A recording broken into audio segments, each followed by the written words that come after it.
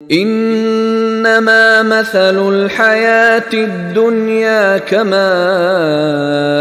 إن انزلناه من السماء فاختلط به نبات الأرض مما يأكل الناس والأنعام حتى إذا أخذت الأرض زخرفها وزينت وظن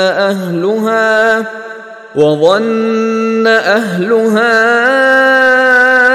أنهم قادرون عليها أتاها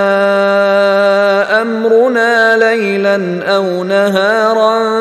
فجعلناها حصيدا كأن لم تغن بالأمس كذلك نفصل الآيات لقوم يتفكرون انما مثل الحیات دنیا کماء انزلناہ من السماء، اس دنیا کی زندگی کی مثال تو ایسے ہے جیسے کہ پانی جو ہم برساتے ہیں بلندی سے آسمان سے، فاختلط به نبات الارض، تو اس کے ساتھ نکل آتا ہے زمین سے سبزہ۔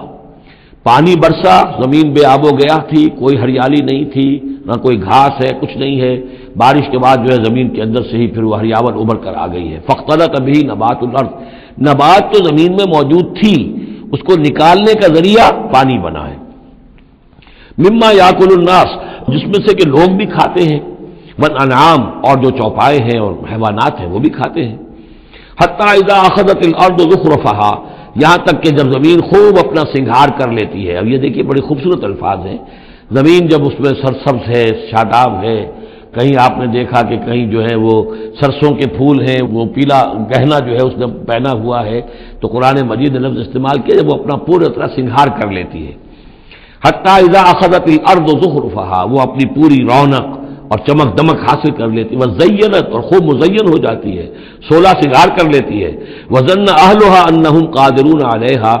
اور اس زمین کے مالک جو ہوتے ہیں وہ سمجھتے ہیں کہ اب ہم اس پر قادر ہیں، یعنی فصل ہماری تیار ہے، بس اب 2 دن کی بات ہے یا پرسوں کاٹنی شروع کریں گے، اب ہم جا کے کھتے بھر لیں گے، یا اناج لے جائیں گے یا پھل لے جائیں گے۔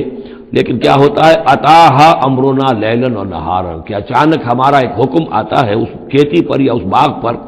رات کے وقت یا دن کے وقت، فجعلناها حصیدا کأن لم تغن بالامس، اور ہم اس کھیتی کو یا اس باغ کو ایسا کر دیتے ہیں کہ جیسے وہ کھیت کٹ چکا یا باغ اجڑ چکا، جیسے کہ وہ تھا ہی نہیں، ساری ان کی محنت اکارت گئی، ساری ان کی امیدیں جو ہے پانی پھر گیا۔ یہی معاملہ انسان کا ہے، محنت کرتا ہے، مشقت کرتا ہے، لیکن جب وقت آئے گا موت کا، جب آنکھ کھلی گل کی تو موسم تھا خزاں کا، تو معلوم ہوگا کہ کچھ بھی نہیں ہے۔ کذالک نفصل الآیات، اسی طرح ہم اپنی آیات کی تفصیل کرتے ہیں لقوم یتفکرون، ان لوگوں کے لیے جو غور و فکر سے کام لیں۔